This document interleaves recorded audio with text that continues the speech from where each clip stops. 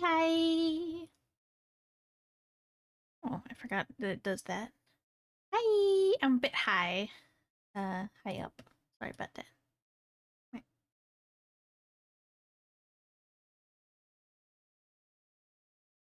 New book? Yes. I did say that I was gonna get a new book. I did say. Drat, no. I just found a free asset. It's cute. It fits my vibe. Black line art is a bit intense, but I can deal. It's cute.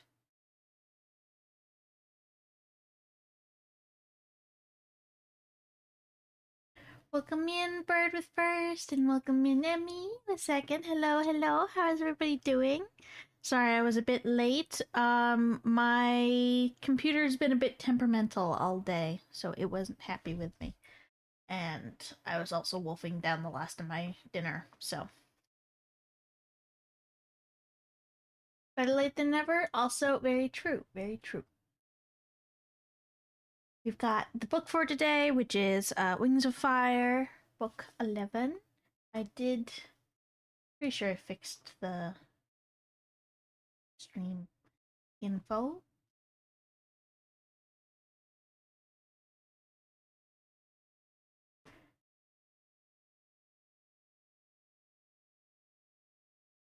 Bang, bang, bang.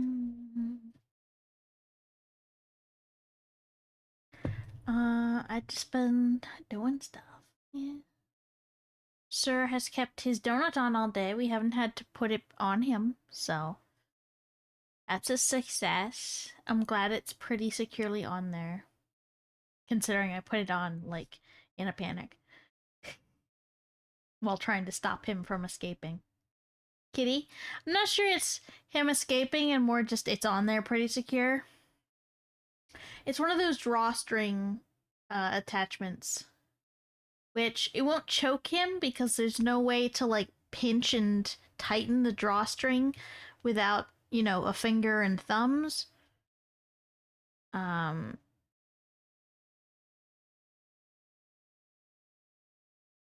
but it's also very secure and custom fit. I've also been rigging and uh,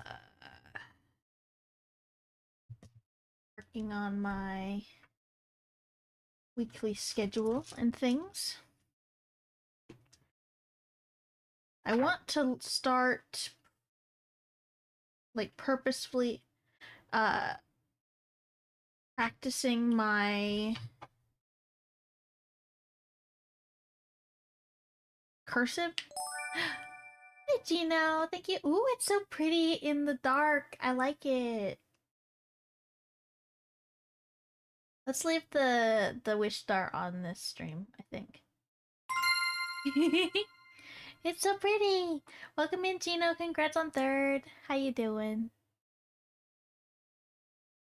Reading was good. I did the cheek blushes, like the intense cheek blushes, and I did the um eyebrows. I realized the eyebrows were a single thing, so I had to edit that, but I figured it out. And do calligraphy as a hobby totally worth it?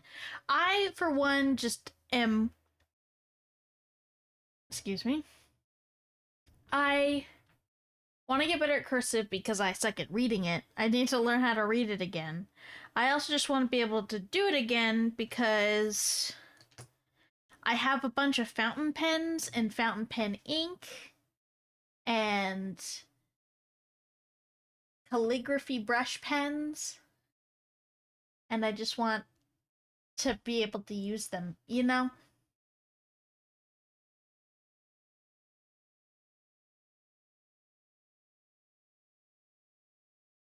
Especially since I got the newest one for my birthday, which has these really nice refillable ink canisters.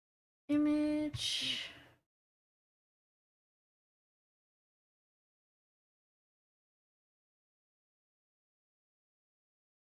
If I can find them, that is. Alright, personal? Would it be in personal? No.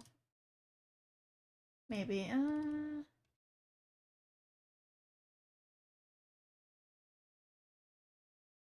Pixels. Yeah, okay, here it is.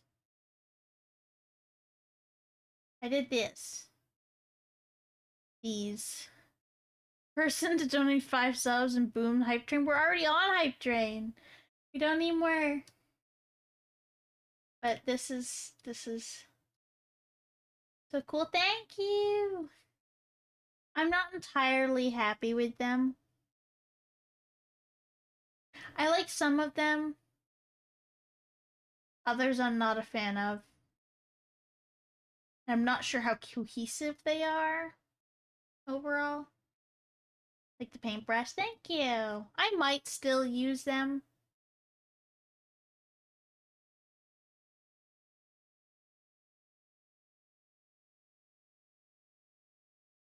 Just temporarily. I could probably like put them in later, but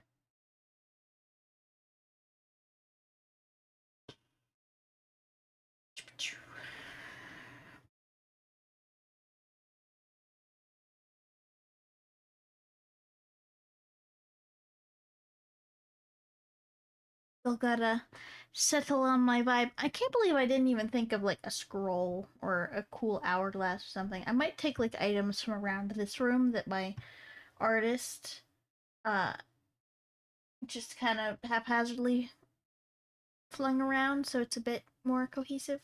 I don't know. Ah.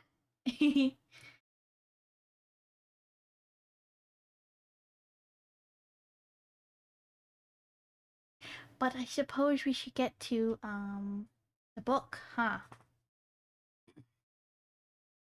Today we're reading Wings of Fire, book 11. We are on chapter 7. We ended off on chapter 7 last time. Thank you for the hydrate. I promise my throat isn't dry. I've been drinking water all day. I just have like a bit of a cough or congestion that's making my throat a bit rough. Thank you for the headbats.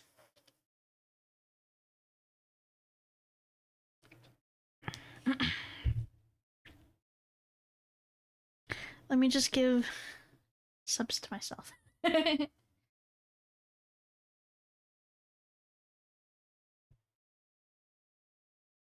So, in the last, I'm gonna summarize a bit, but in the last 6 chapters, basically, the main character, who is a dragon, his name is Blue, he and his sister are awaiting their metamorphosis day, which is, they're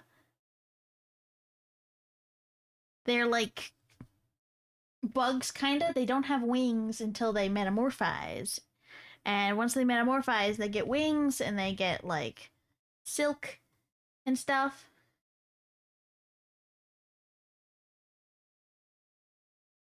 And they're like going around and you get like kind of a feeling of like the world is they're the silk wings are the ones that don't have the wings. That's their main characters. And then the other dragons are hive wings and they live together in a society where the hive wings like rule the silk wings and they're servants and they're assigned like life partners. Like they don't get to choose who they love and they don't get to choose where they live and they don't get to choose what they do as a job. So it's very like, and then as like they go around in the beginning few chapters, you kind of experience the like they're second class citizens for sure. And then in the last chapter, Blue's sister undergoes her metamorphosis, except something goes wrong. Her silk doesn't come out all silvery and normal. It comes out glowing like fire, and Blue gets rushed out because he will also be like that. And anybody who has silk like that gets taken away forever. Boom, boom, boom. Very dystopian, yeah. And he's on the run now. And at the end of the last chapter, he met. Oh, and all the hive wings are under the queen's mind control. Like it's a literal hive mind. But he runs into one hive wing who isn't mind controlled at the end of the chapter, and she rescues him.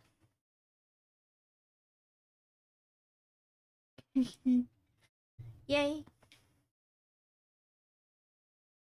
All right. Blue inhaled sharply. I thought, he stammered. Wow, you're beautiful, she said wonderingly. I've never seen a silkwing in those shades of blue and purple before. Is that what your parents look like, too? He said, looking down at his azure talons. Not exactly. Or, I mean, I'm not sure. I never met my father. Shouldn't you? Really? She said. She tipped her head at him, catching sparkles from the lamps in her glasses. Should I have music for this or not? It's distracting me, but it's also very weird to not have it.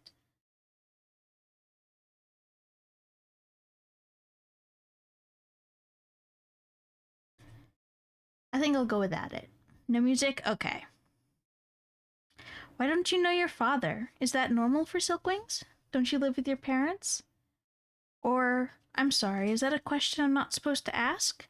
I ask a lot of questions I'm not supposed to ask, apparently, according to most of my teachers. Also my parents, actually. According to pretty much every grown-up hivewing.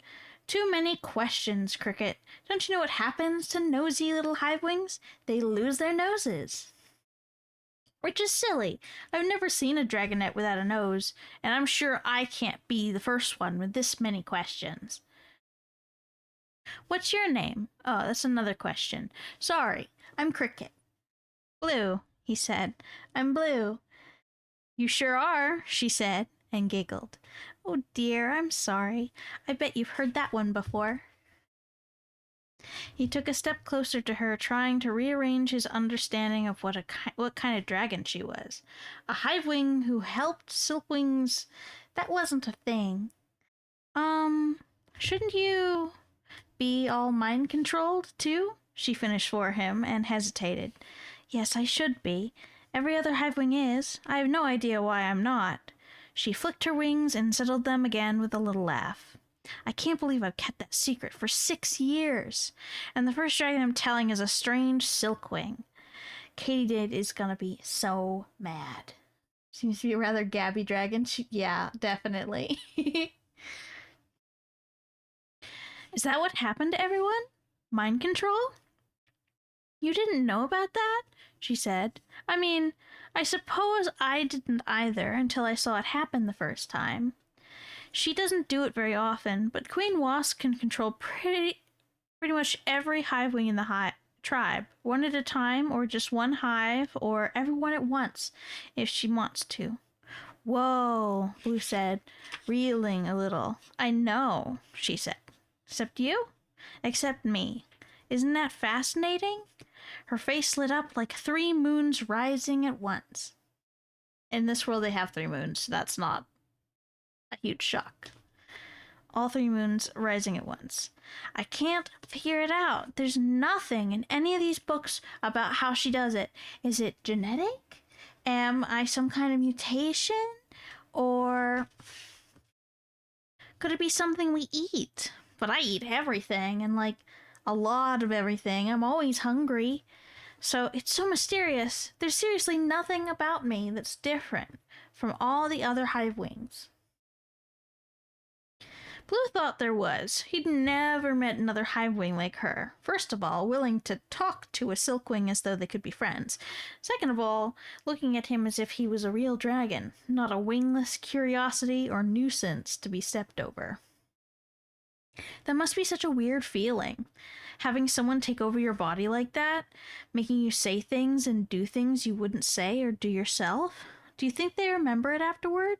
Are they in there, feeling trapped while it's happening? They do remember it.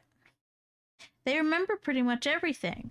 My sister, Katydid, said it's not a trapped feeling, though it's more like suddenly you really want to do exactly what everyone else is doing. There's no struggle. She says it's kind of peaceful having someone else make all the decisions for you for a bit. Maybe. Blue thought of the tiny dragonettes attacking him and shivered. Except then later you'd feel like everything you did was still your choice. And you'd probably feel guilty about it, even though it wasn't really you at all. She looked surprised, and then her gaze drifted up to the shelves of books as she thought about what he'd said. That's true, she said, after a moment. I don't actually know if it ever bothers them. I wonder how I can find out. She flicked her tail thoughtfully. You know, without getting my nose cut off, I think, do you ever feel bad about what Queen Wasp makes you do? Is definitely one of those questions I'm not supposed to ask. Especially if you don't want anyone to know what the mind control doesn't work on you. Right. Cricket fiddled with the earpiece of her glasses. Katydid is the only one who knows. I'm worried Queen Wasp might be angry if she found out. So I hide whenever it happens, and I hope no one notices. I won't tell anyone, Blue promised. She gave him a sweet, slightly sad smile, and it occurred to him that he might never have a chance to tell anyone anyway. He felt a small prickle of pain under his wristband. Sharp prickle of pain under his wristband. God, why is my voice already going? It's because I just had a cough. It's not even, like, dry. It's just phlegmy. Ugh.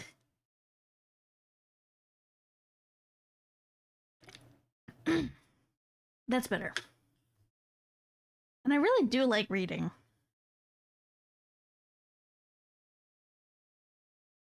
So what did you do? Why is the whole hive looking for you? What kind of criminal enterprise have I gotten myself involved in? She kept smiling, but Blue noticed a shiver tremble across her wings. He guessed there was a part of her that had suddenly realized she was alone with a dragon who might be dangerous. Him, of all dragons, is carrying a hive wing. Take a second to rest your voice if you need to. Yeah, I might, every once in a while. Nothing, he said quickly.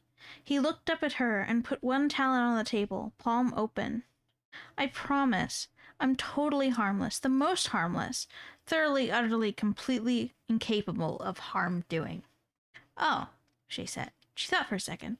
That is reassuring, thoroughly, utterly, completely reassuring, except for how it's exactly what a dangerous criminal would say. Is it really? He asked, wide-eyed. Cricket laughed. I don't know, I guess. I guess I'll have to ask all my dangerous criminal friends. He liked the way her laugh made sun-colored scales ripple all the way down her long neck. His head was starting to feel strangely woozy. What would the least dangerous dragon in the world say? He asked. Why would the least dangerous dragon in the world be running away from Hivewing guards? She countered. What could he possibly have done that's so terrible it made Queen Wasp bust out her mind control powers? Getting a touch lovesick? I'm not even sure he is. He does get, like, genuinely kind of, like, lovesick later on in the book. But at this stage, I think he's just, like... Well, he does think she's pretty.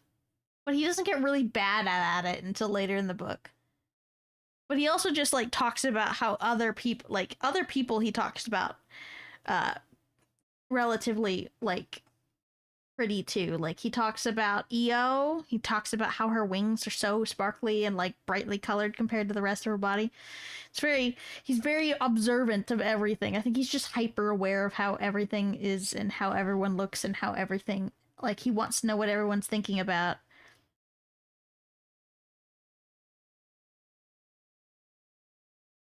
The question hit Blue like an entire hive collapsing on his chest. What did I do? I've always been a good dragon. Why is this happening to me?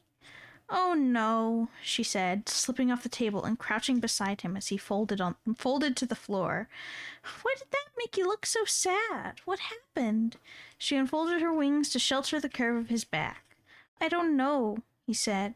It was splendid having her wings over him, like being hugged by the sun. Although, actually, it would probably be terrible to be hugged by the sun. This was much cooler. What was he talking about? Oh, right. The worst day ever. Yeah, he's actually really egregious. I forgot how bad he was.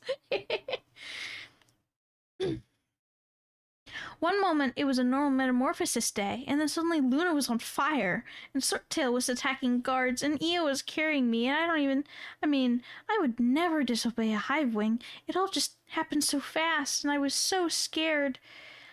Were the books blurrier from this angle, or were his eyes losing focus? It's your metamorphosis day? Cricket said. She tipped her head at his wing buds, but politely didn't touch them. A polite Hivewing? How did she get so weird and perfect? Oh my god, oh my god, I forgot how bad he is. But to be fair, he is like a teenager, so... Teenagers are awful.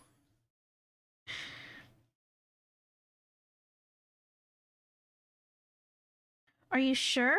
They don't look ready yet. She picked up one of his talons and examined his wrist scales. No, Blue said. It's Luna's metamorphosis day. My sister. The one on fire, Cricket said. Is she all right? Why was she on fire? Lightning? I think I'd have noticed lightning striking the hive today. How did fire even get into...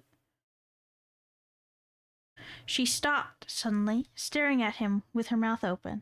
Did you get frozen? He said in a panic. Are you being mind-controlled right now? Tart, hi, pies. Welcome in. Hello, I'm reading. How are you doing? Your sister's a flame silk? She whispered in her own voice. A real one? That's amazing. It is? You know about those? He tried to get to his feet, discovered that his knees had chosen an entirely different life goal, staggered a little sideways, and fell into her. Uh-oh, Cricket said, wrapping her wings around him. Let me see your wristband.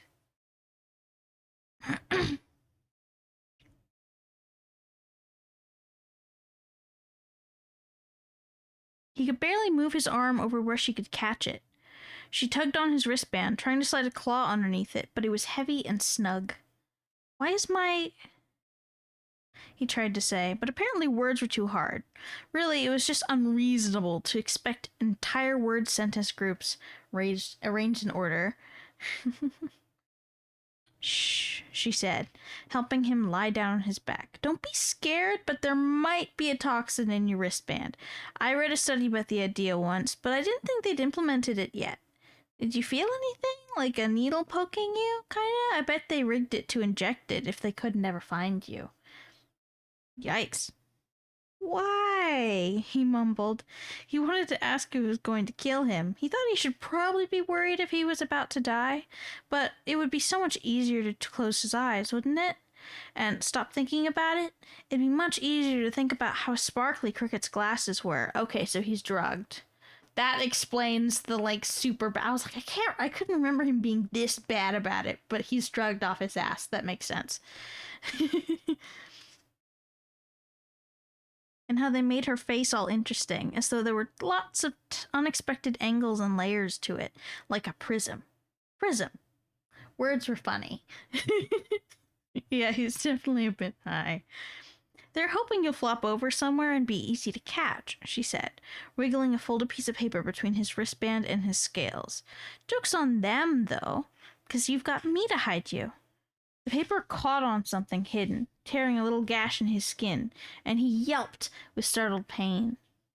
I'm sorry. Cricket cupped his face in her talons and caught his eyes with hers, like her gaze was amber and he was safe inside it. Don't conk out. We might have to go back into the tunnels if they start searching the school. Can't move. He slurred. Ouch. Yep. I'm gonna take off your wrist cuff. Is that all right? Blue, can you hear me? Blink if that's all right with you. No way, he managed to run his numb tongue.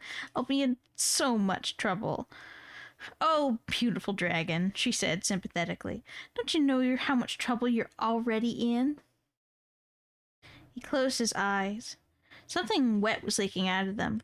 Apparently the toxin had affected his tear ducts, too. Cricket scrambled up and disappeared from his side. He opened his eyes again, afraid that she'd be gone completely, but she was only across the library, carefully unscrewing one of the lamps from the wall with a dust rag wrapped around her claws to protect them from the heat. Soon she'd uncovered a small, glowing glass ball from inside the globe of the lamp. It shone bright enough to make Blue's eyes hurt. She folded the cloth over the ball and carried it to the librarian's desk, where she cleared away the books and papers, then set down a metal plate from a side drawer.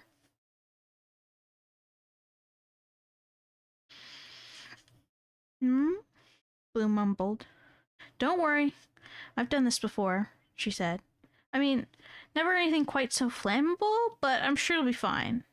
She dug through the rest of the drawers until she found something that looked like a long, thin pair of tweezers. Blue had seen tools like that before. He'd even used them a few times to untangle particularly messy snarls of silk. Cricket took a deep breath, unwrapped the ball, and caught it between the tweezers, setting it down on the metal plate. She threw the rag into a far corner, still holding the ball steady, and then picked up a marble paperweight shaped like a coiled python. She moved so confidently and efficiently that it didn't occur to Blue to be afraid until the last moment, when she looked up at the ceiling and whispered, "Please help me not set the library on fire, Clearsight." He couldn't have stopped her anyway, as she brought the pale gray snake smashing down on the light ball. Glass splintered across the desk, and a powerful burnt metal smell filled the air, but Cricket pounced forward with the tweezers and lifted something up. It looked like a filament of silk, as long as one of Blue's claws, but alight with fire from end to end.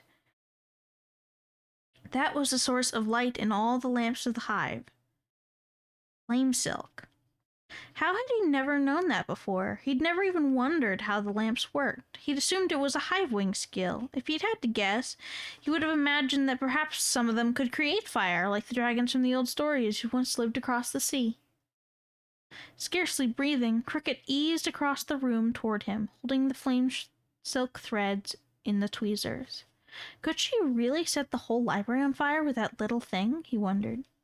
If so, she's taking a big risk for me.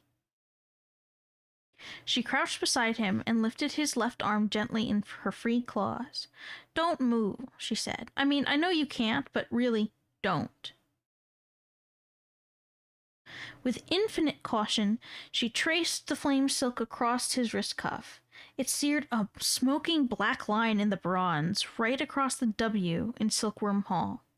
"Hawker is going to kill me," Blue thought deliriously. "When I get to the checkpoint, he's going to make that very stern frowning face and tut-tut and check his list and grumble about paperwork and then stab me with his spear thingy." Cricket traced the line again and then again with the flame silk thread, burning it a little deeper each time. The smell of blacksmiths and melting chains filled the room, swamping the scent of old paper. And then a few careful passes later, the metal gave way and fell off his wrist, brushing against his scales and leaving a small scorch mark that hurt like a viper bite. Blue bit back a whimper. "Oh, shoot," Cricket said. She jumped up and ran to the librarian's desk, grabbed a small watering can and poured water from it over his burn. Then she dropped the flame silk thread into the water that was left in the can. A sizzling, hissing sound and a cloud of steam billowed out of the top of it. Yeah, burns hurt like hell. I talked about it a little bit. I still have a scar, but I got burnt on the toaster oven in my kitchen like last month. And of course it was last month, so I still have a scar, but it's like noticeable.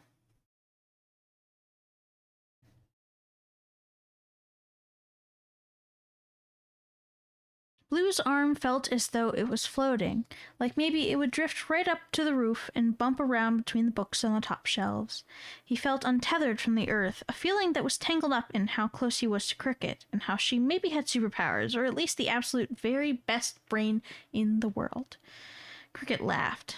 "I don't know about that," she said, and he realized that he must have said something out loud. "My teacher seemed to think my brain is terribly annoying." "I like it," Blue said. Everything still felt blurry, but his mouth was working a little better, or at least words were coming out of it in order, even though those words didn't seem to be waiting for approval from the rest of him. He managed to sit up and smile at her. It's my new favorite brain.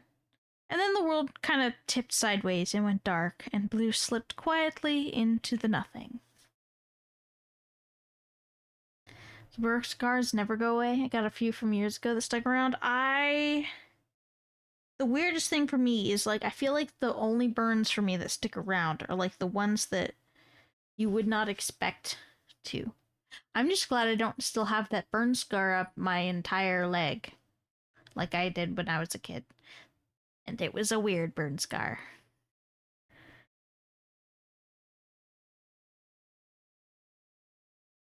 Blue had the impression that he should wake up, that it might be a good idea, that the reason it was a good idea might have something to do with how wherever he was sleeping wasn't swaying in the breeze the way it was supposed to.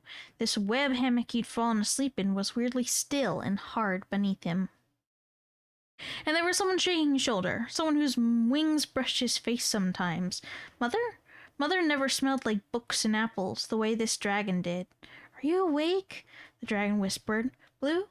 If you're not, could you be, please? Nowish? Blue said, which was odd because he'd been trying to say you bet, but apparently was good enough for the dragon with all the questions because she started trying to nudge him to his feet.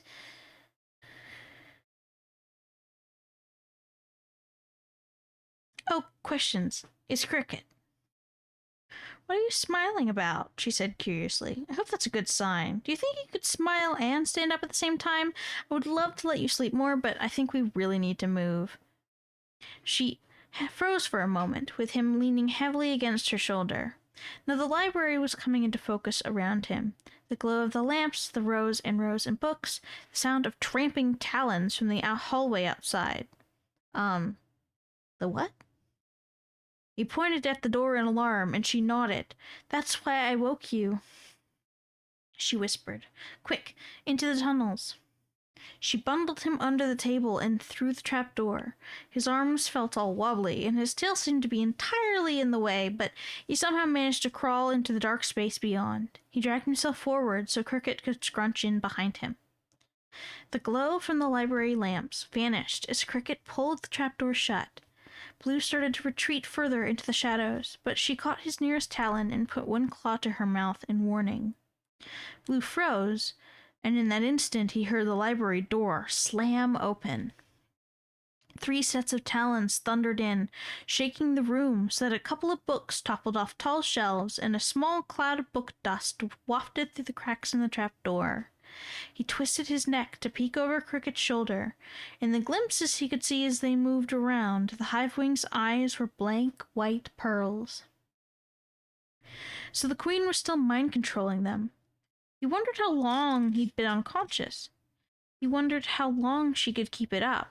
He wondered if she planned to keep them all as her zombies until she found him, no matter how long that took.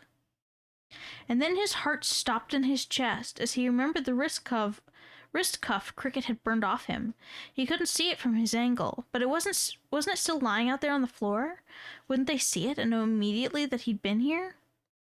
Several agonizing moments passed, and the scourging dragons didn't cry out or roar for backup or hiss in triumph. They moved mechanically, soundlessly, through the room, checking every obvious hiding spot. One crouched down to look under the table, and Blue closed his eyes in fright, not daring to breathe.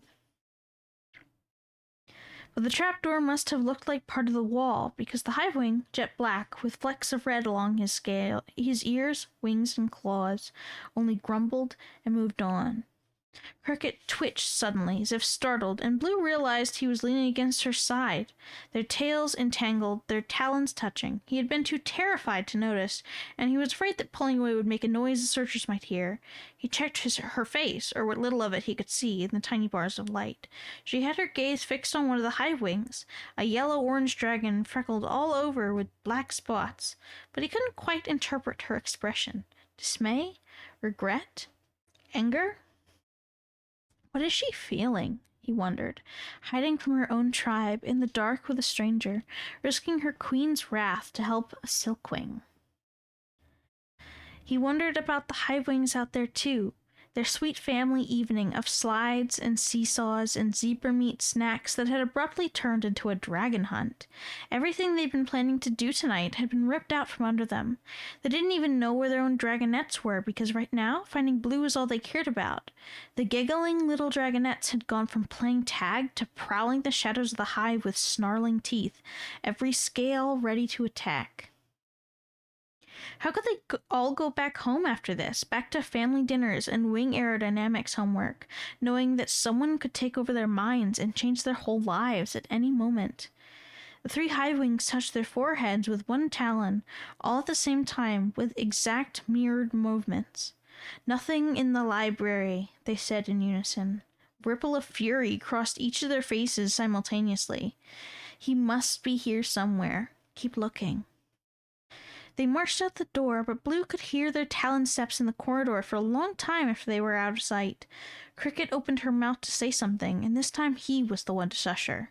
His antennae unfurled softly, feeling the vibrations in the air. Now that he was calmer and more awake, he could sense at least 20 other dragons searching the school.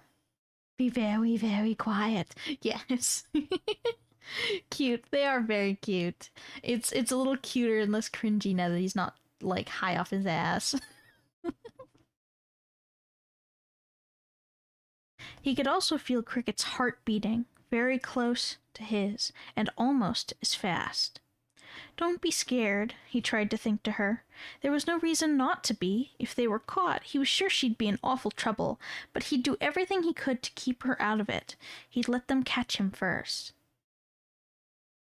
He reached out carefully through the dark and took one of her talons, pressing it to his own heart. "I'm so glad you're here with me." She looked up at him, small cracks of light dappling her face in golden shadow, and he felt her pulse jump to match his. Oh, this is the thing that's forbidden, Blue realized. This feeling, looking at a Hivewing like this, her looking back. If they could be in more trouble than they already were, this was how. Yeah, it's not allowed for a Hivewing and Silkwing to get together for whatever reason. Probably because they don't want to deal with the class weirdness that would be a half Hivewing, half Silkwing baby.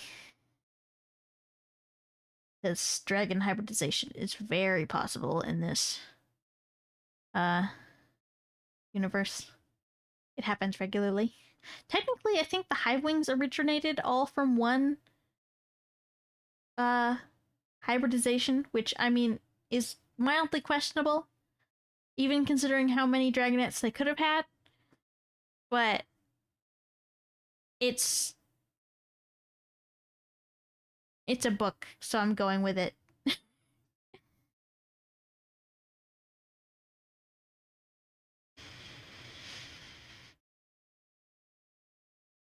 But maybe that wasn't what she was feeling. Maybe he was still woozy from the toxin and confused by his life being upended. Maybe he was just imagining the flutter in their twining heartbeats.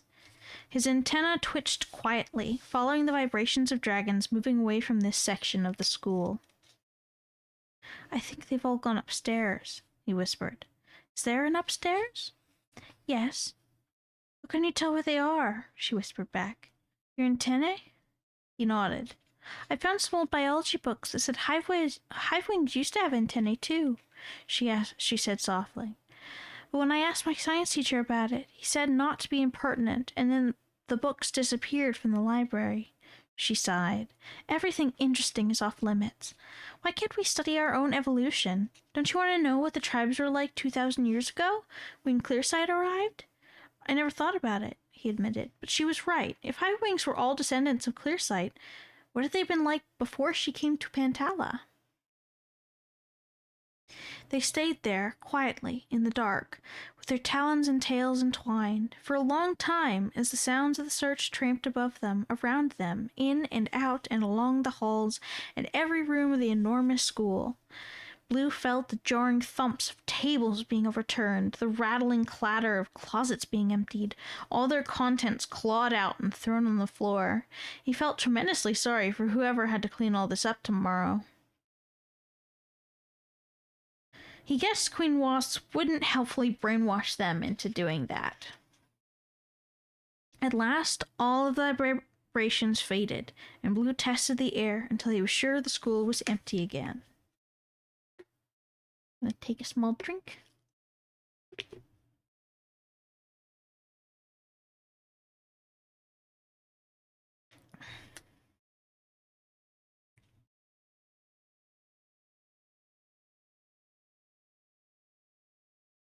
They're all gone, he whispered. It's a pretty cool superpower, she said, smiling at his antennae as they curled back in. Not quite as cool as knowing everything about everything, he said. She blinked. Are you talking about me? I hardly know anything. There's so much I don't know. I mean, yeah, one day I will. I hope. I'm working on it. She wrinkled her snout as though the existence of unanswered questions was one of the greatest trials of her life. Like how Queen Wasp's mind control works. I really want to know that. Do you wish... He hesitated, then plunged into his question. Do you wish you were like the other Hive-Wings? If you could make yourself, mind controllable. Would you? No, she said, her wings brushing his sides as they flared out and hit the walls of the tunnel. Would you? Who would? No, I'd fix it so it didn't work on anyone if I could. That's what you would do too, isn't it? At the very least, I'd fix Katydid. Oh, he said. Was that your sister, the yellow one with the black spots you were watching? She exhaled. Yes, she's my sister and my best friend. She normally looks much kinder than that. It must be awful, Blue said, studying her face, seeing someone you love transformed, like her brain and soul were stolen. She looks like her, but she's not, and you don't know what she might do, or how she might treat you, but you know you can't reach her. Cricket tilted her head at him. That's right, she said. That's exactly what it's like. Katydid says it's fine, and she doesn't mind since it happens so rarely, but she can't see herself all creepy-eyed. She doesn't know what it feels like for me to have to hide from her. She shivered slightly, and Blue realized he was still holding her talon. He let go of it reluctantly. I hope you do find a way to save her, he said, and all of them. I know the grunting one who checked under the table, too, Cricket said quickly, as though she was trying to change the subject so she wouldn't cry. His name's Bombardier, but he's awful, so there's not much difference between regular him and brain-dead him. He thinks I'm in love with him, as if you've ever wondered what the most enormous arrogance looks like, I'd guess I'd still save him. But maybe, last. Bombardier Beetle. They're all named after bugs. I love it. I don't think the, I was about to say I don't think the Silkwings have that same naming convention, but...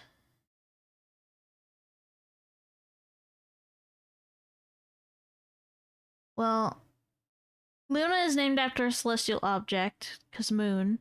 Io is named after a celestial object. Blue is blue, so I'm not sure that counts. Swordtail is Swordtail, so I think it's a little looser for the Silkwings, but it also might just be because the main characters have specific interesting names and the background characters just get random bug names, you know? It could be that.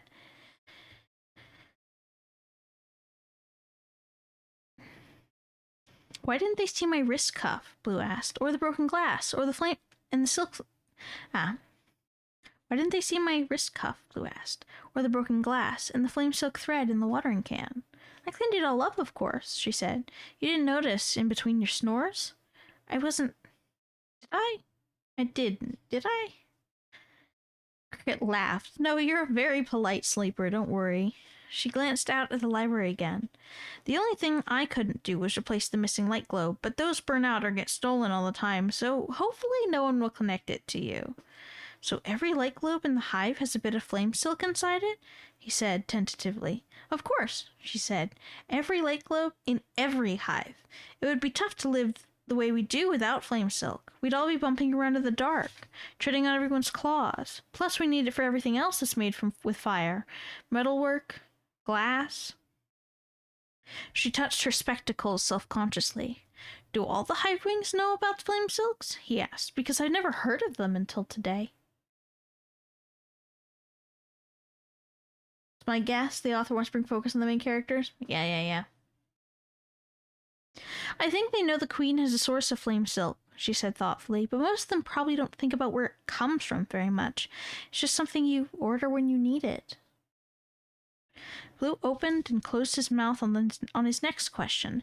He remembered the eerie golden lava erupting from Luna's wrists and weaving around her scales. Her silk was a commodity to the hive wings, something to be ordered and bought and sold and used. If your sister's a flame silk, Cricket said, reaching for his wrist, does that mean you're going to be a flame silk too? She traced one claw. Where is it? I lost my space. She traced one claw over the spot where his silk would come out, and he shivered. I don't know, he said. Io said I would be, but we weren't taught anything about flame silks in Silkworm Hall. That must be why they're chasing you, right? She said. Oh my god. That must be why they're chasing you, right? She said. Queen Wasp would never let a flame silk wander out of her hives unguarded. I'd never been guarded before. Thank you for the hydrate. I'm not sure that's gonna help me being unable to structure sentences. I think the issue is I read a bit further than my voice is, and then I stumble over my words because I'm trying to say 2 words at once.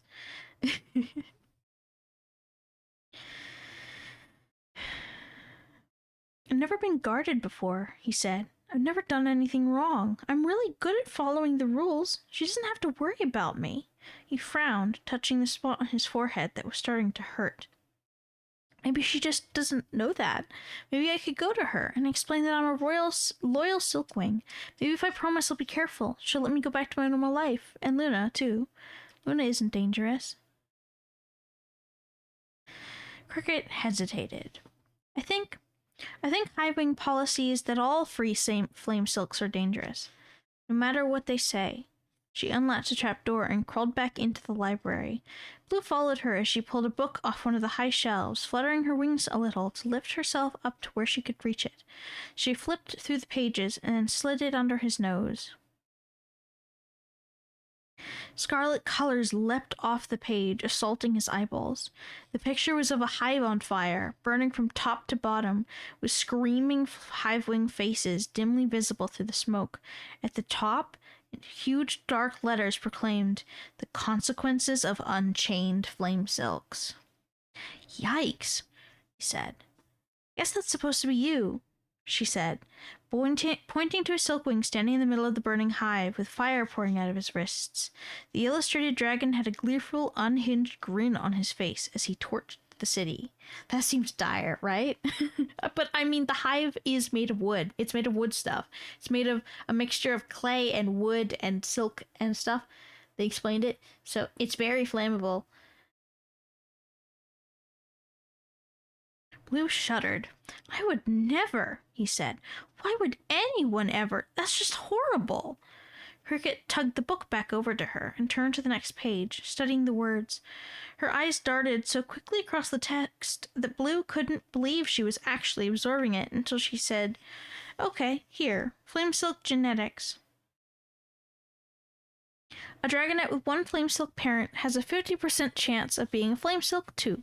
So we know Luna is, but you might or might not be. She looked over the top of her glasses at him. Do you think you are? Do your wrists ever feel like they're burning? What symptoms did your Luna have? She didn't have any, Blue said. I mean, not until today, when her silk started coming in all, arg, now there's lava everywhere. But she'd been totally normal before now. So there's no way to know if you are or are not until your metamorphosis day, Cricket said. They must want to keep you locked up until then anyway, in case you try to run away. My friend Io is the one who made me run away. It wouldn't have occurred to me to run. At least not until they started chasing me. What's the chrysalis? Cricket asked. What? When we first met in the shed, you asked if I was with the chrysalis. Blue felt a twist of guilt in his chest. He was pretty sure that whatever the chrysalis was, Hivewings weren't supposed to know about it. Even smart, sympathetic Hivewings with interesting glasses. Io would be furious if she found out he'd blurted it out to the first dragon he'd met. Cricket was studying him curiously. Is it a secret? She said. A Silkwing secret? Do you guys have lots of secrets from us? Can you tell me some of them? I promise not to tell anyone. There's so much I don't know about Silkwings, but Father won't let me ask the servants anything. I don't really know what it is, he admitted, trying to stem the tide of questions. My friend just told me they'd help me if I could find them, but I have no idea how to do that. He slid the flame silk book over and studied it himself, when he hadn't hurt Cricket's feelings. So, if a flame silk is so useful, then Queen Wasp probably isn't killing them, right? Of course she isn't, Cricket said, startled. We're not barbarians, Blue. The Queen's a little scary, but she's not a murderer. Blue would have said the same thing himself this morning, but something about watching those guards surround Luna and then hiding from white-eyed, mind-controlled dragons was making him a little less certain about the Queen's trustworthiness. Do you think I should turn myself in? He asked hesitantly. It sounded like the right thing to do, except that it felt very, very wrong. Io's warning he couldn't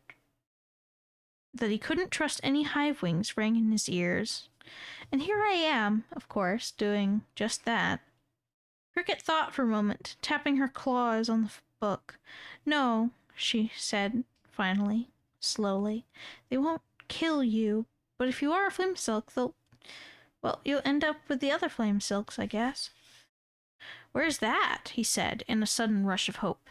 That's where Luna will be. Oh, I'm sorry I made you look so excited, Cricket said anxiously. Nobody knows where the flame silks are kept.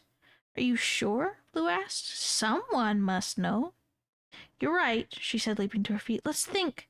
Flame silk orders go out all the time because each thread only burns for about one cycle of the smallest moon before it fades, which means someone has to get to the flame silk from the dragons producing it to fill the orders. So I'm guessing if one cycle of the smallest moon, I'm guessing is probably closest to our Earth moon, so about a month. That makes sense.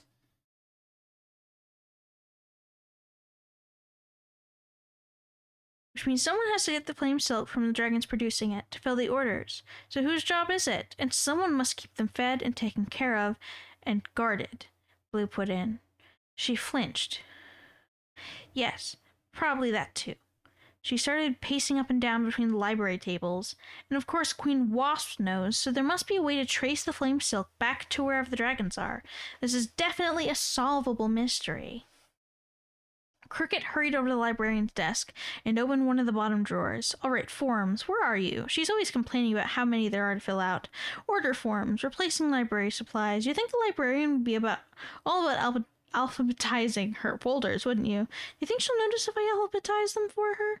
Oh, right, light globes. Here.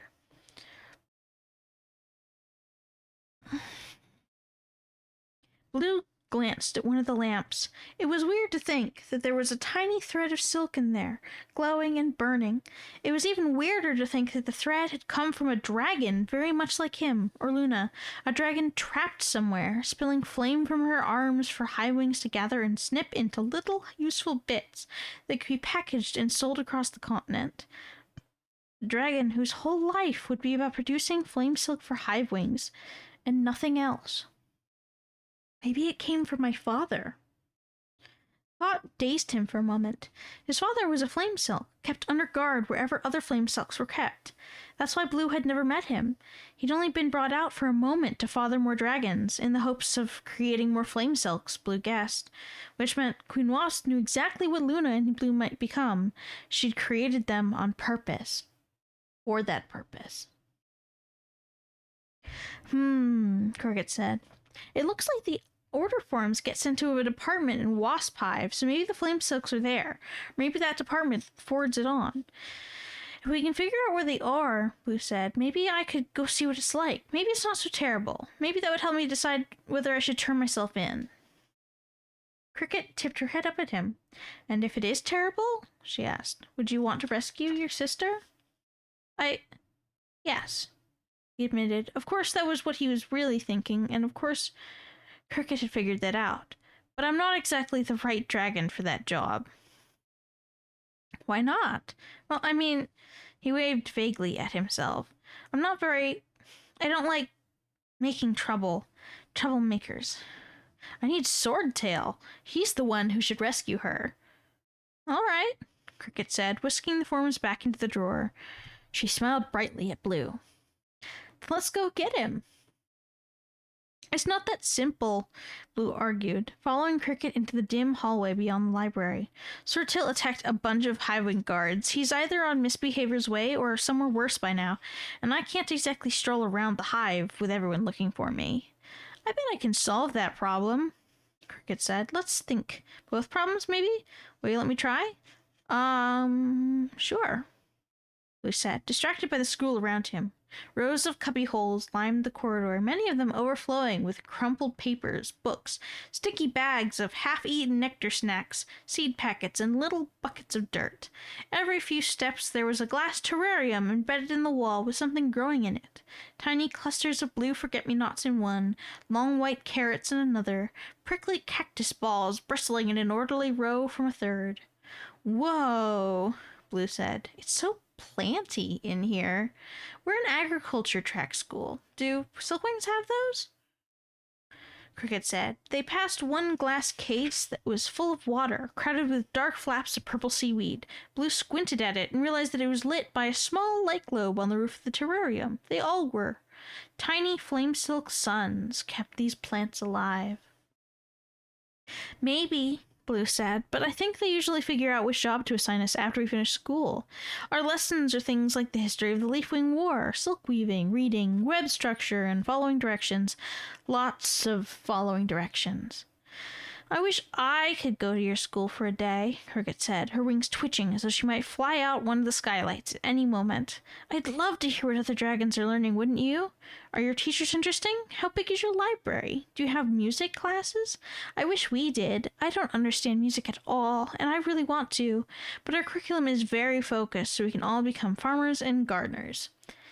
That's what this is all about.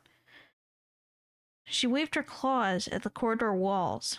Every student is assigned a terrarium for practice.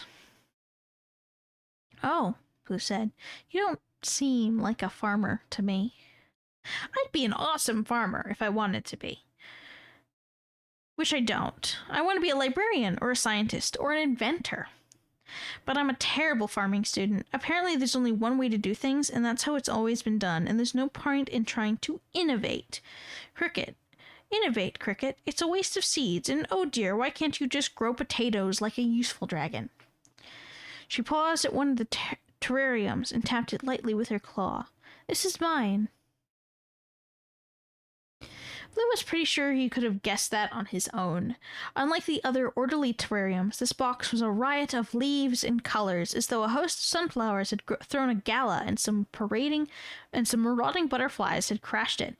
Velvety orange petals jostled for space with elegant trailing spider plants. Sapphire blue bulbs peeked out from behind heart-shaped leaves with pink edges. It's like your brain is a garden, Blue said wonderingly. Cricket laughed. And equally popular with my teachers, she said. Cricket, what a disaster! Why didn't you use one type of seed like all the other students? Why must everything you touch be such a mess? Blue stepped closer. Sounds like a fun person to hang out with, right? Also, plants usually grow better when they're in a, in conjunction with other plants, which is an interesting.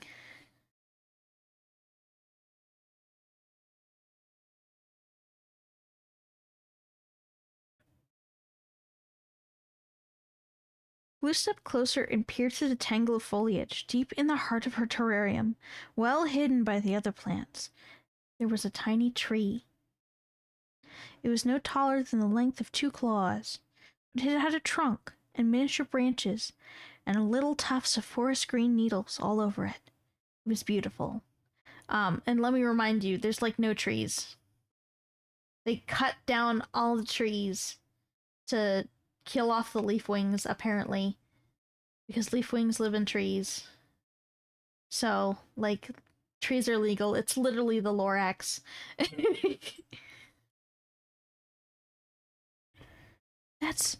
He breathed. That's a real. How did you. I found the seed on one of our gathering field trips. I had no idea what it was until it started to grow. She smiled at it wistfully. I had a feeling you'd see it. Most dragons don't. They think my terrarium is too messy to look at for very long. It offends their eyes or something. But my botany teacher finally spotted it last week. He wants me to uproot it and throw it away. She sighed. Poor little innocent tree. She turned and kept walking, and Blue followed her, although he wished he could stay and stare at the tree a bit longer. He couldn't believe it was real. Surely Cricket loved it. It looked like a loved little tree. It's so sad, he said. What an awful thing to ask you to do. You brought it to life. I'm not going to let my tree die, she said firmly. Where can I hide it? Somewhere with light, where I can visit, but no one will find it. I'll figure something out. She pushed open a door at the end of the hall, revealing a room with long desks covered in glass beakers and small pots of soil. A metal cabinet at the back of the room was lit by a tiny globe inside, and the shelves were lined with neatly labeled bottles of liquid, organized by color. The top shelf ranged from a bright ruby red to a pale pink. The 2 middle shelves were shades of lemon and emerald and lime, and the bottom shelf held a few milky white bottles and several with nearly colorless liquids in them. Blue crouched to look at one of them and realized it was slightly aquamarine when the light hit it a certain way. He didn't understand any of the labels printed on the bottles. There were letters and numbers and some obscure squiggle symbols in between, but none of them formed recognizable words. This is our chemistry lab, Cricket said. We use some of these to help plants grow. Others will kill certain weeds if you apply them the right way, but a lot of these have other non-botanical uses too. How many do you think I can take without Professor Earthworm noticing? Take? Blue said, startled. You can't steal from your school. She paused with a vial the color of chamomile tea in her claws. But Blue, these will help us. Don't you want to get your friend? Yes, but stealing is wrong, he stammered. He imagined the chemistry teacher coming in tomorrow morning and finding bottles missing. Wouldn't she be upset? Wouldn't she feel guilty and worried about who had taken them and what might be done with them? She might blame her students. Someone might get in trouble unfairly. You really are good at following the rules, aren't you? Cricket said, intrigued. Like, you really believe in them, don't you? He said. Doesn't everyone? She thought about that for a moment. He liked the way she stopped and thought carefully about things he said. Most dragons already had their ideas settled in their heads. If they paused to think before responding, it was only about how to explain to you that you were wrong. But Cricket seemed to take in information and questions and hold them up against the things she thought she knew, to see if there was anything new she'd missed. Weird, she said finally. I usually think of rules as things that get in the way of all the stuff I really want to know. I mean, how can don't ask questions ever be a good rule? Or only borrow one book at a time from the library? That's just ludicrous. No one ever explains rules like that in a sensible way. But don't hurt other dragons? That's a rule I think everyone believes in, right? So I guess I believe in some rules, and I think rules in general can be useful. But I also think it's all right to stop and question some of the rules sometimes if they feel wrong to you. Doesn't that make sense? But don't steal is a rule everyone agrees on too, isn't it? I think that help dragons who need help might be more important than don't steal, Cricket said. I mean, turn over fugitives to Queen Wasp when she's looking for them is probably a rule too, you know? But I don't think you're dangerous. And I want to know more about flame silks and silk wings, and I think I can help you. I'd like to help you. Blue looked back at the citrus-colored vials. He didn't want to drag her into more danger than he'd already put her in, but he did need help. And more important, Swordtail and Luna needed help. This isn't the first rule I'm breaking, he thought. The first rule I broke was running, even after the guards told me to stop. He still felt shaken all the way through his scales at the memory of disobeying Hive-Wing orders. But if I'm going to rescue Luna, or at least get Swordtail to rescue Luna, then this won't be the last rule I break either. You're right, he said. Oh my goodness, she said, looking genuinely startled. No one has ever said that to me. Then the dragons you know haven't been listening to you very well, he said. I bet you're right about almost everything. Go ahead, be rebel. I know he's like questioning his worldview, and it's so cute.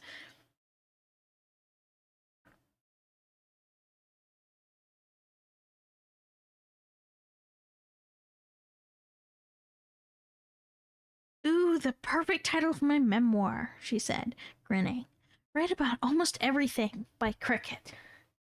He laughed, letting her smile chase away his nerves.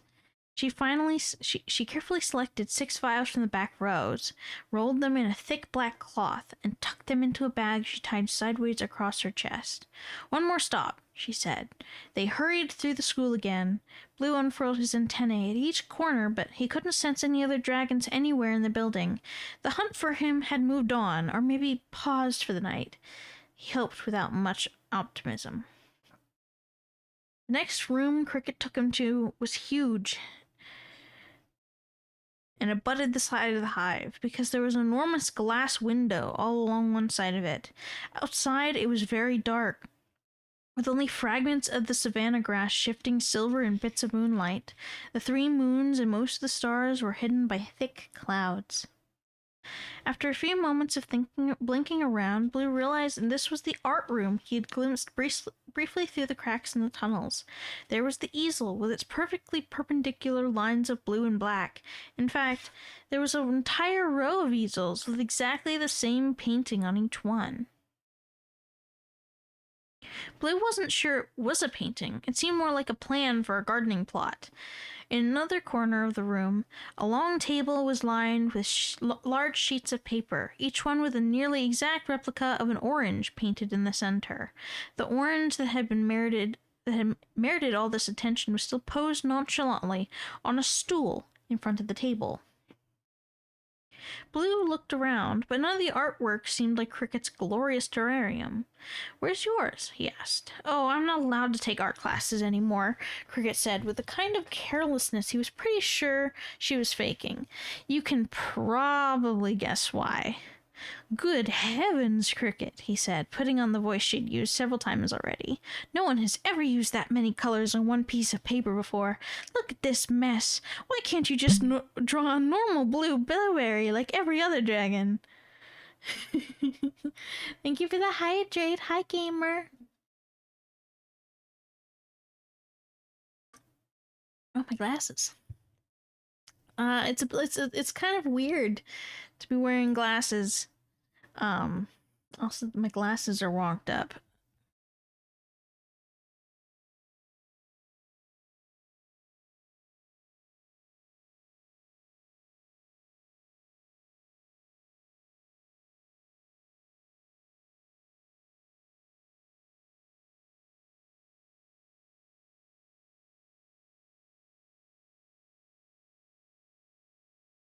So I guess we're just gonna deal with wonked up glasses. She laughed so much he had to catch her before she fell into one of the easels. Were you there? She gasped, wiping tears from her eyes. That's exactly what Principal Lubber sounded like. I bet your art was beautiful, he said. A beautiful pile of shredded scraps when she was done with it, she said, with a half shrug.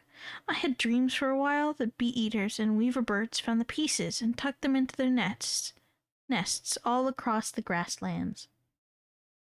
She wrestled another cabinet open, this time revealing rows of color-coded paint pots and drawers of the cleanest paintbrushes Blue had ever seen, some of them as thin as his antennae. He said as she started selecting brushes and paint. Do I want to know what's happening? We're going to disguise you, she said with delight. What color have you always wanted to be? I mean, I think your scales are perfect. But like you said, you can't wander around the hive looking like yourself, can you? That's a purple anyone would spot from the next hive over. For a moment, I thought it would be so cool to disguise you as a hive wing. But then I was like, silly cricket, that won't work. There are no wingless hive wings, so what do you think? Orange? Our cook was mostly orange. You're going to paint me? Blue said. Or you could paint yourself, but I think I'd better do it unless you're good at it. Are you? I have no idea. I've never painted a dragon before. Me neither, she confessed. But I think it'll work if we use the right paint. You mind? Can I try? You think? He echoed nervously.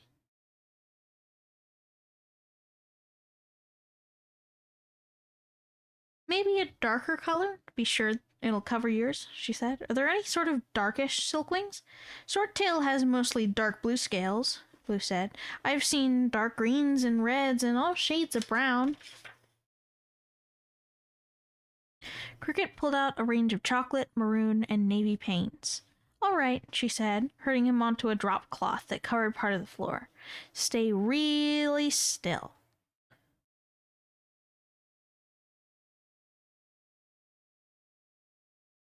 Dragons have scales. I guess it would be like painting your nails, just a lot of them. Yeah, painting your nails with acrylic paint. Presumably. Though this is probably oil paint. No, because it'd have to dry. It's probably some sort of like, I don't know. It wouldn't be oil paint because it wouldn't dry. So it's probably like some naturally derived weird acrylic paint like substance. Because acrylic paint is just plastic.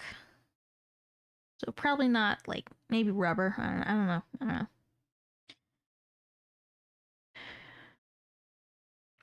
Blue closed his eyes and froze. I'm putting myself in her talons, he thought. I really, really hope she knows what she's doing. Because if she doesn't and someone recognizes me and we get caught, we're both going to be in worse trouble than I can imagine. I don't see how this could work, Blue protested, as Cricket dipped a brush into paint the color of the sea during a storm. Won't I look just like a silkworm with paint all over me? Not unless they look closely, and no one looks closely at Silkwings. She started dabbing paint lightly across the purple scales on his back. It felt like salamanders prowling over him, tiny wet spots sliding along each individual scale. It felt like purrs and whispers and ferns full of dewdrops trailing along his nerves. Cricket switched to a sponge to smooth out the paint, then to another brush for a different color. She hesitated, lightly touching his shoulders. I'm going to paint around your wing buds, but I won't touch them, all right? He nodded. It was hypnotizing, the gentle brushing touch sweeping over him. He felt half bewitched, as though the toxin from his wristband might still be running through his veins. Cricket, why are you helping me? Her talons stilled for a moment, then kept going. I don't know. Maybe because I know what it's like to hide while everyone is mind-controlled, and because I've never met a flame silk, and I'd love to know more about you, and because you're... She paused, struggling for a word. Pathetic? He offered. Desperate? A tragic story? No, not that at all. You're... She trailed off again. Aha, he said. Devastatingly handsome. She laughed and poked his neck with the other end of the paintbrush. Stop it! You mustn't make me laugh while I'm wielding paint at you. He smelled cinnamon as she leaned in to paint around his ears.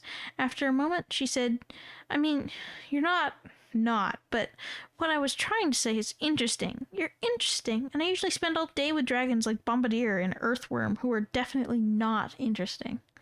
Huh, he said. She wants to study me, he caught himself thinking. I'm one of the forbidden library books come to life, that's all. A chance for her to learn more about my tribe in Flamesilk. It's not really about me. Which is better. Safer. For both of us. He sighed and closed his eyes. He imagined 1,000 moths weaving a web of silk around him, shrouding him in a second skin. The paint felt like tiny little beetle shells as it dried, glossy and thin and hard. After a while, Cricket said, what do you think? Blue half expected to see something like her terrarium when he opened his eyes. He was a little afraid he'd look like a rose garden on fire. But the dragon looking back at him from the cabinet mirror was a nondescript silkwing in dark blues and browns of dead leaves, with touches of deep red, barely visible along his spine and snout. There were a few blobby spots around his claws, and his brighter blue peeked through here and there, but for the most part the paint was even. He looked like a dragon no one would glance at twice. He blinked. Wow. Thank you, Cricket. It's not perfect, but hopefully at least get you out of the hive, she said apologetically, especially if everyone is still looking for you. Out of the hive, he thought with a shiver. He'd never gone any further than the webs around Cicada Hive. Unlike Luna, he'd never even wanted to. I guess I'm ready to go find Swordtail, he said uncertainly. He never walked the streets of the hive alone at night before. He always went home to the webs before dark. Burnet and Silverspot must be so worried about him. Which made him think, Cricket, don't you have to go home? She glanced out at the dark savannah and the twinkling lights of other hives in the distance. I doubt my father will notice one way or another. Katie will, but she knows I sometimes hide for a while after Queen Wasp takes over everyone. I get nervous it'll happen again right away, and it's hard to be around dragons. Even Katie did, after seeing that. She started cleaning away the paints and brushes. Blue moved to help her, but she stopped him. Nope, stay still until you're completely dry. Anyway, she's the only one who cares where I am, and she'll cover for me. For how long? He wondered. How far would Cricket's curiosity take her before she decided to leave him to his fate? All the way to Wasp Hive? To Luna? Did he dare hope for that much? Unless she has some hidden trauma. Like, wouldn't you, though? If you were... Because presumably this has been happening her whole life. So, presumably, she's just a little baby, doesn't get brainwashed, and sees everyone around her horrifically, turning into zombies and acting not like they're supposed to. Wouldn't that be traumatizing? I think it would be. Yikes.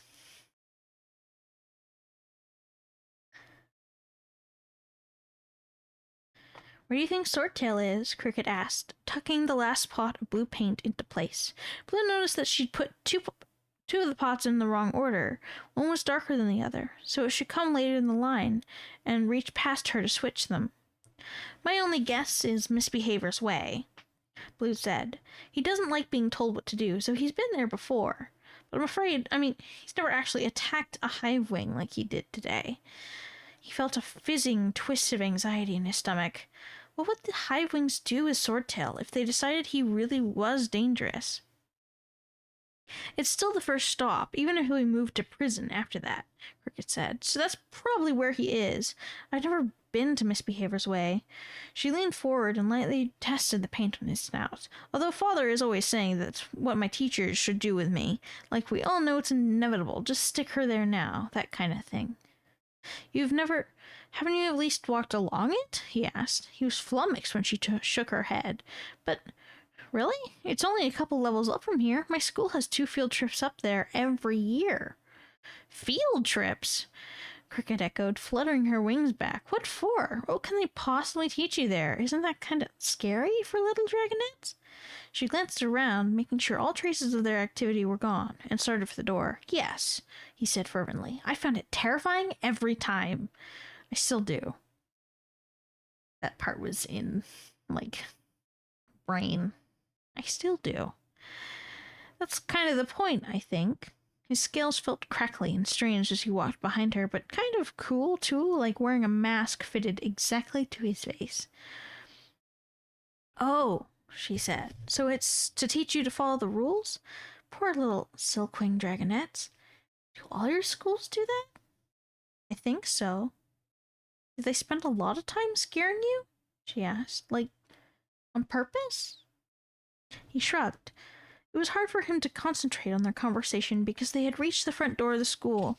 Through the narrow windows on either side, he could see slivers of the prehistoric shapes of the playground structures outside, the ones that he'd last seen swarming with dragons trying to attack him. Now it looked deserted, like the bones of a whale graveyard at the bottom of the sea. Cricket stopped and peered out, pressing her face to the window so she could see as far in each direction as possible. "I don't see anyone," she whispered. She hesitated, her tail flicking back and forth uncertainly as she stared out at the playground. Blue's heart was beating like a trapped insect throwing itself at the glass walls of its prison. But he had a sudden bolt of understanding. She felt the same way. Cricket had never gone outside while the mind control was happening. She was as scared as he was. "I'll go first," he whispered. "Really?" She glanced at him, her eyes darting worryingly over his painted scales. "But don't worry. I have my awesome disguise, remember?" he said. "If the Hivewings are still under Queen Wasp's control, they'll notice that you're not right away. But with luck, they won't notice a random Silkwing wandering the park. I'll signal once I know it's safe for you to come out or not." She hesitated before nodding. He took a deep breath, pushed open the heavy door, and slipped down the stairs. Blue walked cautiously through the park, glancing around for dragons, but seeing no one. He made his way to the ledge and looked out at the cloud-covered moons and rustling savanna. What had happened to Io? Did she get away? But there were no signs, no clues. Nothing in the quiet around him indicated that a massive dragon hunt had started here earlier that evening. He ducked his head and started back towards the school. Halfway there, he saw a dragon hurrying out of a side street. Half in shadows, the dragon picked up a toy that had been left in one of the structures and paused, squinting at Blue. "You'd better get back where you belong," he called in a sharp voice. "The hunting parties will be leaving at dawn tomorrow." "Yes, sir," Blue said, trying to walk like he had a destination and study the dragon at the same time. The stranger grumbled something and left, and in the glow of streetlights, Blue caught a glimpse of black stripes across his back. A Hivewing, one with his own eyes and his own mind. Queen had released her tribe, for now. Blue waited until the Hivewing was out of sight, then beckoned to Cricket. She slipped out of the school, and together they hurried down one of the deserted streets towards the outer spiral. Inside a few of the houses, Blue saw lights glowing or moving around. He wondered how long ago the Queen had let them go. He wondered how long it had taken all the families to reunite, and how they were all feeling. Were any of them resentful of the Queen? Or did they blame him for disrupting their evening instead? Or perhaps they all felt as if they'd been useful and important helpers in the search for a dangerous criminal. Me, a dangerous criminal, when all I've ever wanted is to stay out of trouble. Wait. That Hivewing, Blue said softly. He said something about hunting parties leaving at dawn. To look for you? Cricket asked. Uh-oh, that means we need to move fast if we want to get a head start on them.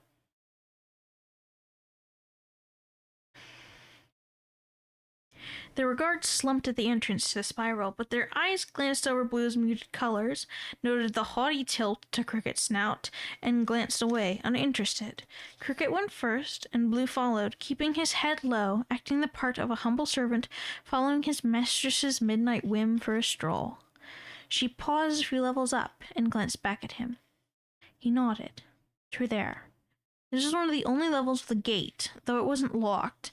There was no risk of anyone escaping, after all. Blue suspected the gate was there so Hivewings wouldn't have to accidentally see the prisoners on their ways between levels. Cricket pushed open the gate and emerged onto a path that was roughly cobbled with chunks of sharp stones. She winced as one stabbed her feet, then looked up at the columns that lined the walkway.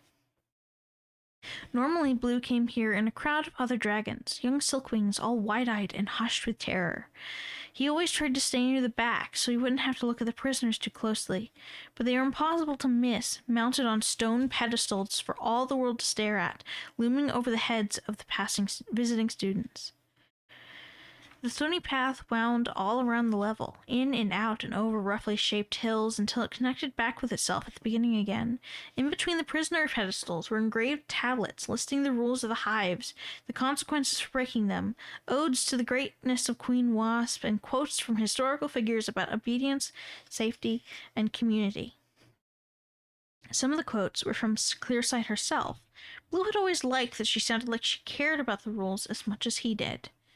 Above each prisoner hung a small spotlight, and on each pedestal there was always a list posted of that criminal's crimes, described in dramatic details. Tonight, the first few pedestals on Misbehavior's Way were empty, but as they walked the path, they saw figures on the ones up ahead. Cricket gave a start, jumping back to crash into Blue when she noticed the first one a few paces away. "Sorry," she whispered. Is it real? A real dragon I made, or is it a statue? I can't hear breathing."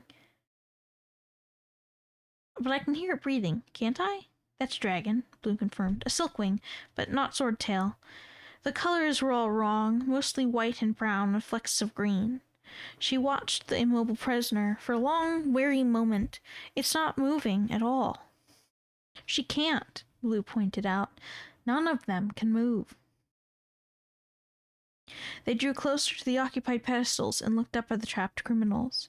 Misbehavior's Way had no need for cages or chains. Instead, Queen Wasp used an elite unit of hive-wing soldiers, all recruited to the job because they had nerve poison in their claws or tail stinger. Once the criminal, or misbehavior, was stabbed, that dragon wouldn't be able to move for an entire day. "I read about this," Cricket said, shifting her wings uncomfortably, "but it's not what I pictured." Blue kept walking. He could see the colors of the prisoners with a glance, but it was hard to avoid getting caught in their expressions. So many of their faces were frozen in a rictus of rage or fear. Most of them had been paralyzed while trying to run or fight, so they were contorted in odd positions, stuck there until the toxin wore off. They passed a pale pink Silkwing with long rose-petal wings, his talons outstretched as though he'd been pleading for mercy, his snout still wet with tears. They passed a snarling scarlet Hivewing in a defensive crouch, teeth bared. Another Silkwing, in shades of turquoise and tan, looked as though she'd been trying to leap into a fight when she was caught. Her neck strained hopelessly towards the ceiling. Her wings were in an awkward, half-open position that would probably feel awfully sore when they could move again. "I thought they'd be asleep," Cricket said in a small voice. "I thought the toxin knocked them out, like putting them in a temporary coma." She glanced up at the next frozen dragon and flinched away. "But these dragons, are they awake in there? So they can see everyone watching them? Do they think it hurts? Do you think it hurts?" "It does," Blue said. "Swordtail says getting stabbed feels like fire burning every nerve in your body. Eventually the pain fades, but you're still paralyzed. So all you want to do is run or fly or even blink, but you can't move a single muscle until the toxin wears off." Everything about Misbehavior's Way featured in his reoccurring nightmares. This is, terrifying. "I didn't know," she said. "I can't believe this was right here, and I had no idea. I'm a terrible dragon." "I don't think so," Blue said. He inhaled sharply as they rounded a bend in the path. "There! That's Swordtail!" He darted forward, skidding to a stop at the base of Swordtail's column. Swordtail's paralyzed wings were spread wide, his tail frozen as it lashed back and forth. One of his front talons was outstretched, his claws curved as though he was about to slash someone's face. It was a little scary, honestly, seeing his friend on the attack like that. Swordtail's expression was determined and desperate, as though this was his very last chance to save the world.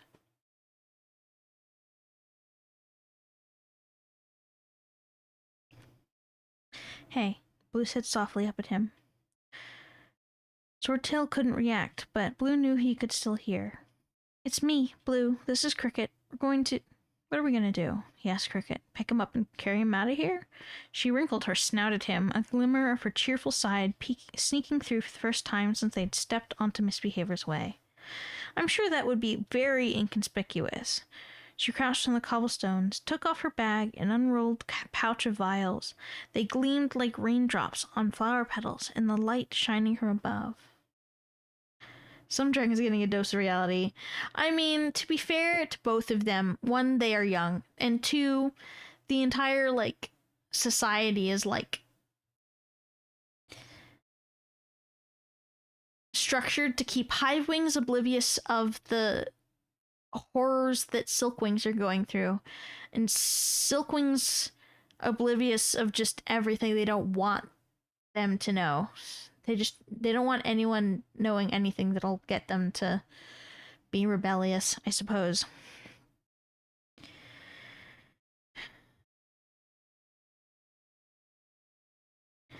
I don't know if this will work, she said, pushing her glasses higher on her snout. I thought we needed to wake him up, but maybe this one would be better. Cricket selected a liquid the color of grass and gave Blue a wry, nervous look. At least, we use this to save plants that have been poisoned. On plants? He said. Is it safe for dragons? I think so, she said. Have I ever tried it on a dragon? Not exactly, but it shouldn't make things worse, anyway. This was not the most comforting answer. Blue looked up at Swordtail, wishing his friend could give him some sort of sign. Was Swordtail willing to risk a mysterious, unproven, possible antidote from a strange Hivewing, or would he rather be left alone? Who am I kidding? Swordtail would risk anything to save Luna. I'm the one who would find it too scary. Do you want me to try it on him? Cricket said. I understand if you don't. I do, Blue said. I think we have to. He glanced back along the deserted path. He had a feeling that everyone in the hive was at home recovering from the Queen's mind control earlier, and that was why he had seen so few dragons out. But he was also afraid that Wasp might seize control of them again at any moment. He couldn't imagine trying to fight his way out of the hive alongside Cricket, but with Swordtail they might stand a chance. And Swordtail would be able to rescue Luna. He was strong and brave and not afraid of Hivewing soldiers. All right, Cricket said. How am I going to do this? Let's think. She poked through the vials and drew out the tweezers she'd used on the flame silk in the library. Blue hadn't even noticed she brought them along. Find me a big rock, she said to Blue. That wasn't too hard here. Blue found a loose cobblestone and kicked it until he could wobble it free. He brought it to Cricket, and she beat her wings once, twice, 3 times, just enough to lift herself to light over Swordtail's head. There she hesitated, glancing down. Can you cover his eyes for me? She asked Blue, and keep yours closed, too. Blue climbed up to balance awkwardly on the corner of the pedestal, where he could lean sideways and put his talons over Swordtail's eyes. Obediently, he closed his own as well. There was a smashing sound from above him, and very tiny bits of glass pattered down all around him and Swordtail. He shook his head and squinted open his eyes into the new brightness.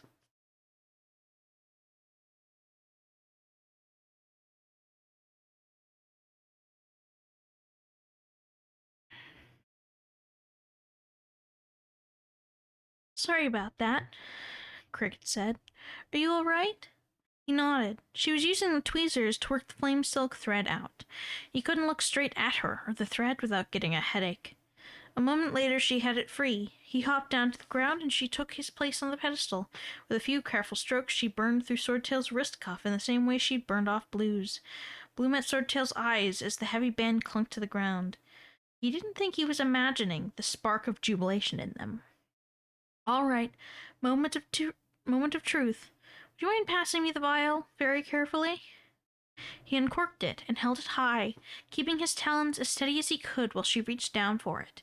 Now you might want to hold your breath, she said. Clearsight only knows what this could do to us. Eep, this is such a cool experiment. I feel like a real scientist, don't you? How's the voice holding up? Pretty good. Like, I can feel the strain, but I don't have the, phlegm anymore, because I just kept talking through it until it went away.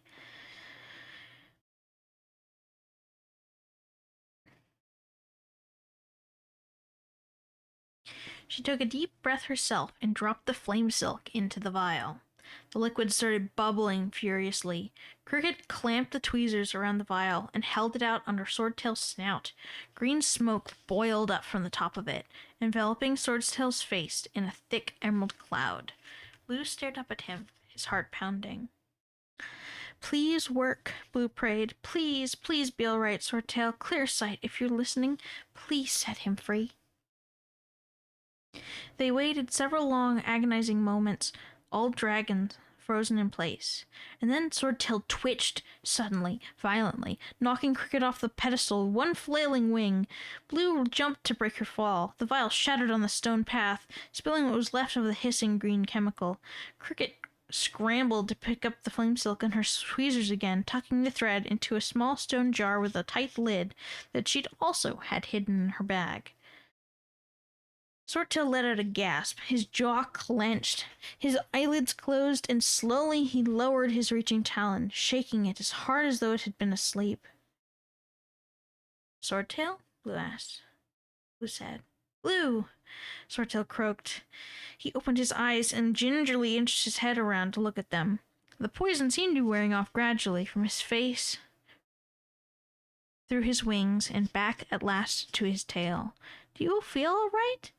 Cricket asked him. Anything weird? How's your nose? Did that hurt? I hope it didn't hurt, but it might have. I don't know. The plants can't really tell us if it does. Are you dizzy? How are your lungs? Swordtail raised one talon to feel the trickle of dried blood on his neck. All right, he said thickly. Cricket, Blue whispered. Are his eyes supposed to be turning green?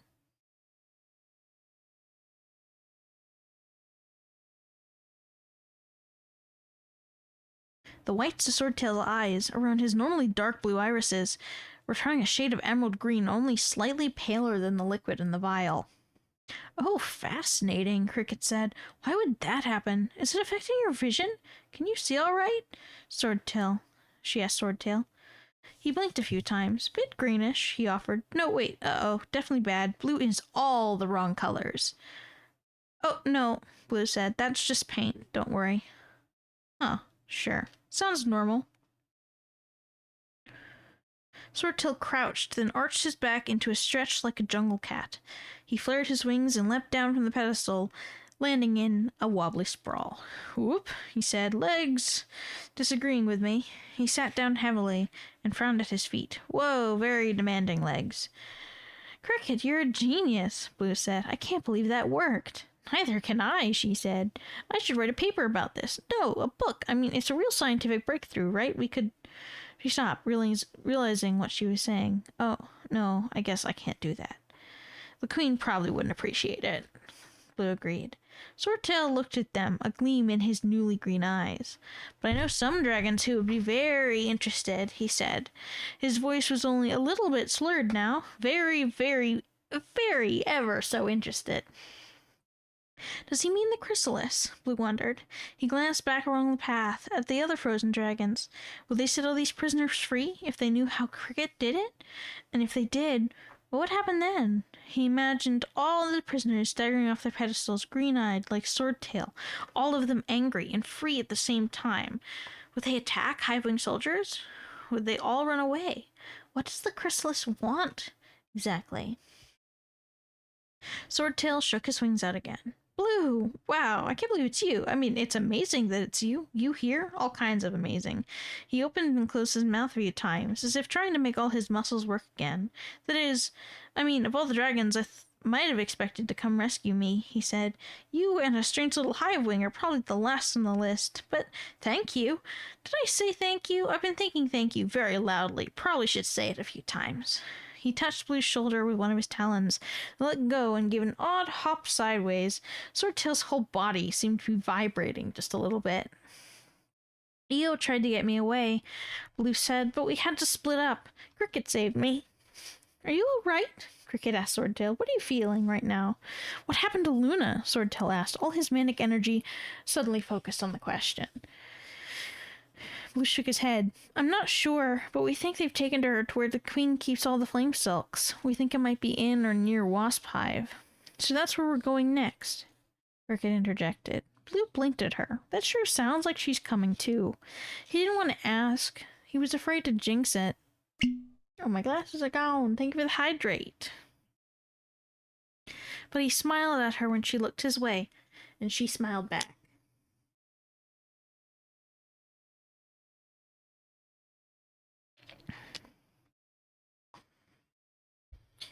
I should get help, Swordtail said. His tail had started lashing back and forth like a whip, but he didn't seem to notice. His claws extended and closed, his ears flicked up and down. Even his antennae were fully unfurled and waving around. Help is a useful thing. There are dragons I can reach out to. The chrysalis? Cricket asked. How will you find them? What can they do? He narrowed his eyes at her. How do you know about the chrysalis? She doesn't. She knows as much as I do, which is pretty much nothing. Then it should stay that way, Swordtail growled. His shoulders twitched, making his wings flutter up and back. Let's see. It would take a while. Leave a message, wait for a response. We'd have to find a safe place to hide. Blue doesn't have time to wait for other dragons, Cricket said. He needs to get as far away from this hive as possible before dawn. That's when the queen is going to take over everyone again and send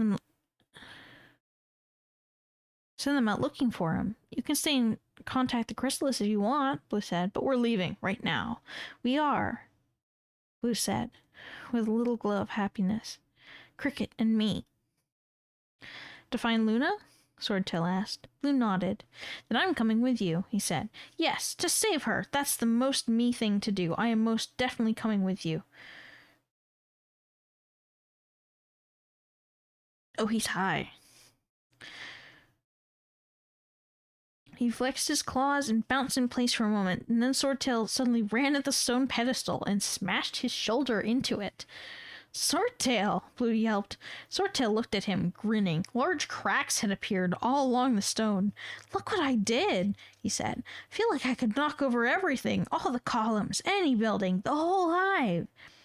Shh, Cricket said with alarm. Cricket, is this normal? I have no idea, she said, wide-eyed. What I gave him is sort of a stimulant, and it does make the plants grow bigger and faster. I feel bigger, Swordtail declared at a horrifying volume. I feel faster. He turned and sprinted away down the path. Uh-oh, Cricket said. Any chance he's always like this? No, Blue cried. This is definitely weird. She said. How long do you think it'll last? How would I know? Crash went something up ahead. Thud. Smash. Ah-ha-ha, Swordtail shouted. Blue bolted after his friend, Cricket close behind him. Someone's had a Red Bull. Yeah, like, someone had his first ever, like, shot of coffee. Not even, like, normal coffee, like, straight espresso. That kicks in like 2 seconds. All of it hitting at once.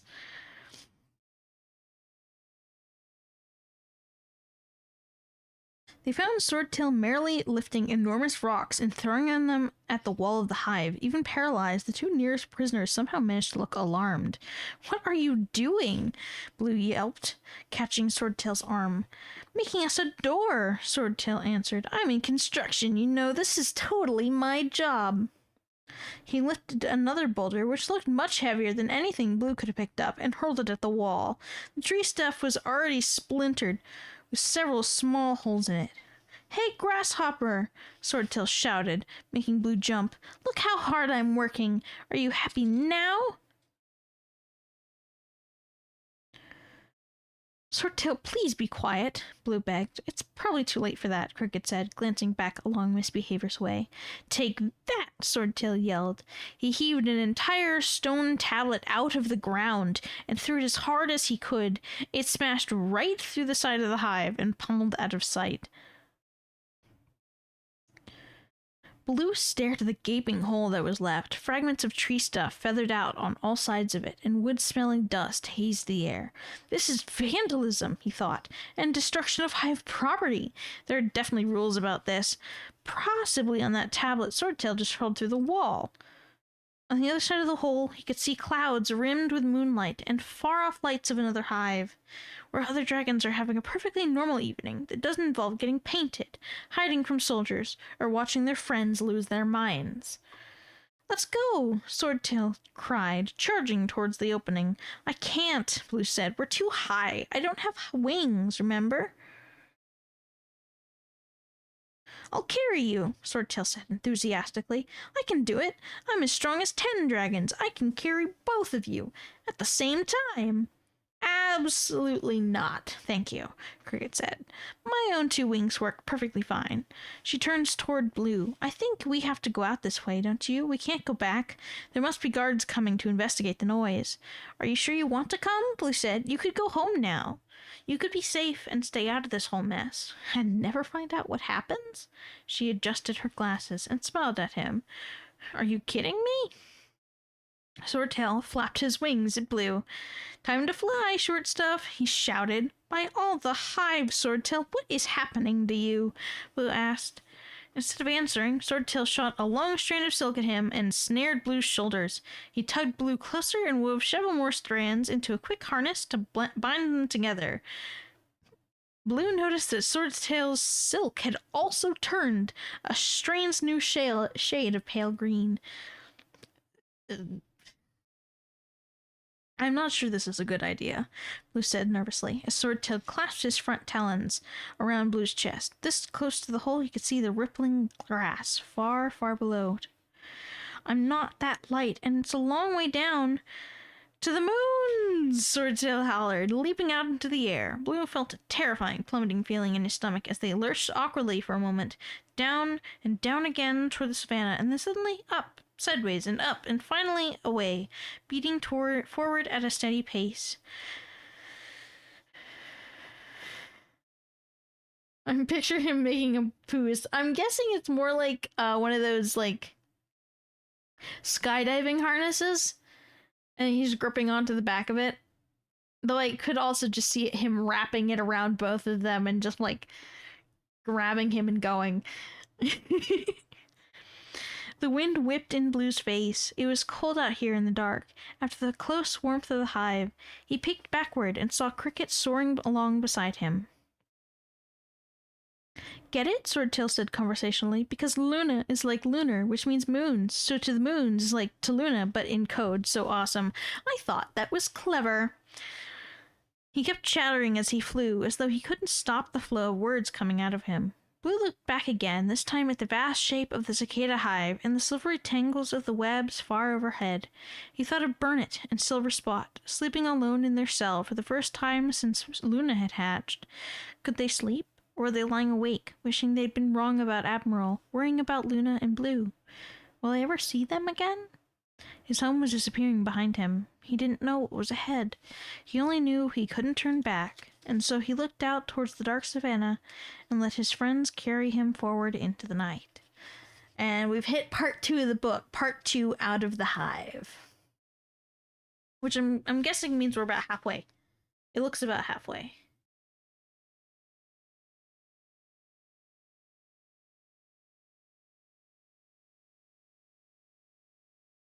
I'm not sure if I'll go for another hour or not. I'm liking the book, and my voice isn't too out of it yet, unlike last time. So I think I'll keep going, at least to 2 hour 30.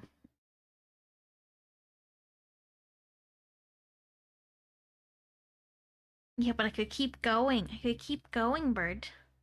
Unless you want to sleep. I'm good to end here. It is very good timing.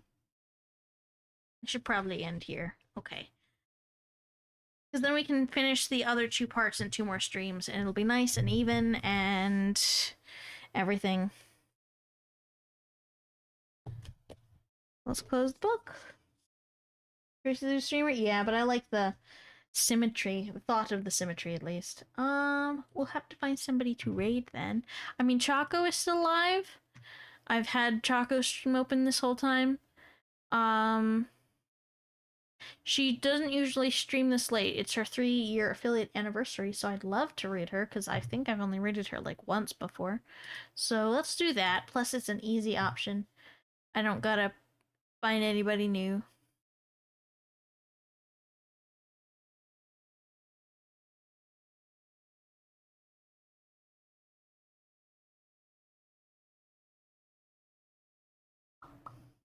Well, good night. I will. Thank you for sticking around and hanging out with me. That's fine, Choco. She's playing Lethal Company. Oh, she was playing Lethal Company. Now she's playing Buckshot Roulette with uh Jim Lee, uh Plum, and Luette. The stream. Have a good night. I will. I will. Get the raid going. And I will see you all tomorrow for some Kirby. If we're lucky, it'll be the last Kirby. If not, we'll do Kirby again next week. But if you could grab the raid messages, I'd really appreciate it. Of course, the spinny raid message is for subs, and the sparkly one is for non-subs. I'll say it again. Thank you so much for watching. I had a very, very fun time. I really like the book. I like reading it to you. It just feels nice. And I hope you guys like it. I think you guys like it. So, yeah.